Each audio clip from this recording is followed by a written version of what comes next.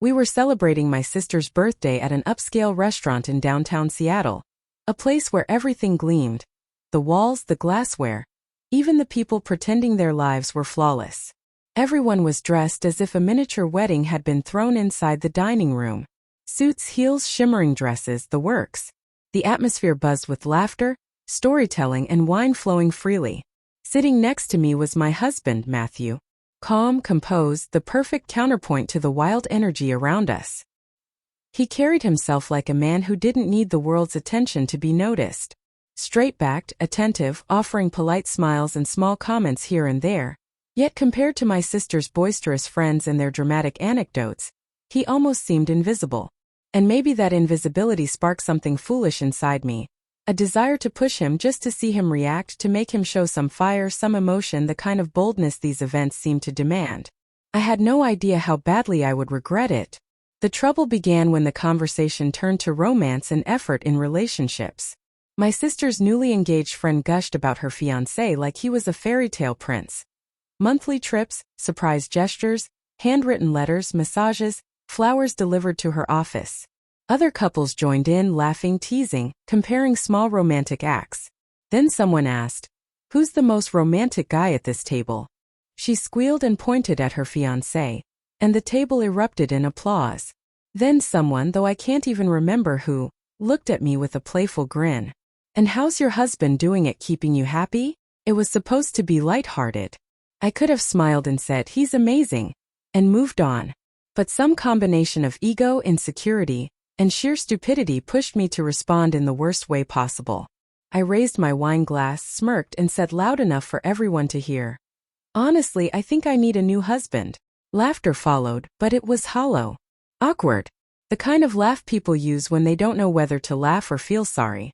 I could sense the discomfort, but instead of stopping, I made it worse. I tapped Matthew's shoulder and added, "Seriously, if anyone knows a guy who listens and actually takes initiative, send him my way." My sister's expression hardened instantly. She knew I'd gone too far. Her fiancé looked away. One friend bit her lip in unease. And Matthew, he simply stared at me. Not with anger, not with hurt, but with a chilling kind of coldness I had never seen. A silence settled over the table, heavy and unyielding. He set down his fork slowly, deliberately, exuding the calm of a man who had just stopped caring. He wiped his fingers neatly with a napkin, placed it on the table, and spoke in a low, steady voice sharper than I had ever heard. "Well," he said, "if you're taking applications, I'll gladly free up the position tonight." The air seemed to vanish. Every clink of cutlery, every murmur of conversation, even the background music, it all disappeared. You could hear a pin drop. But he wasn't done.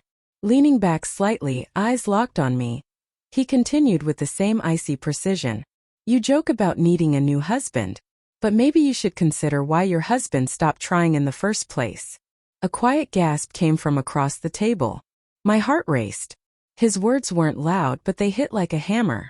"You've spent so long mocking, belittling, turning everything into a joke. You forgot that eventually people stop wanting to participate in your games," he said. Pausing just enough for the weight of his words to sink in, he continued, "If you think disrespect is funny, it's no wonder you're looking for replacements. You don't know how to value what you have." I tried to respond. My voice shook. "Matthew, He raised a hand, a small gesture that silenced me instantly. "No. Stop. You weren't joking. You meant it enough to say it publicly." He sipped water calmly, then added with terrifying control, "You've embarrassed me before, but tonight, you embarrassed yourself far more than you realize." My sister went pale.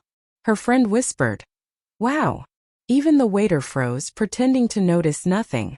And my face drained of color. I had never seen Matthew like this. Not once. He wasn't angry. He was done. Truly done. The realization sank in like a stone in my stomach. He stood. No theatrics, no slamming, nothing dramatic. Adjusting his jacket, placing his napkin neatly beside his plate, he looked at me with finality.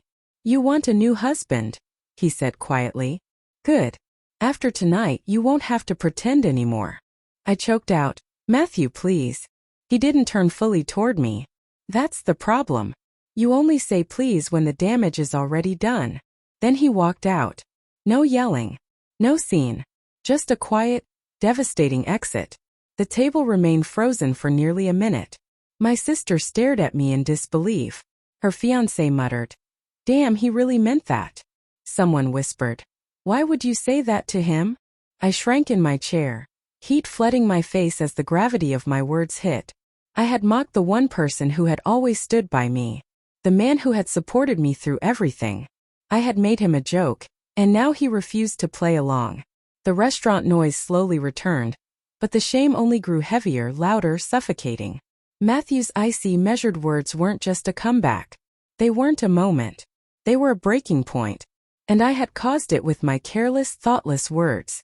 For the first time I understood I might have truly lost him.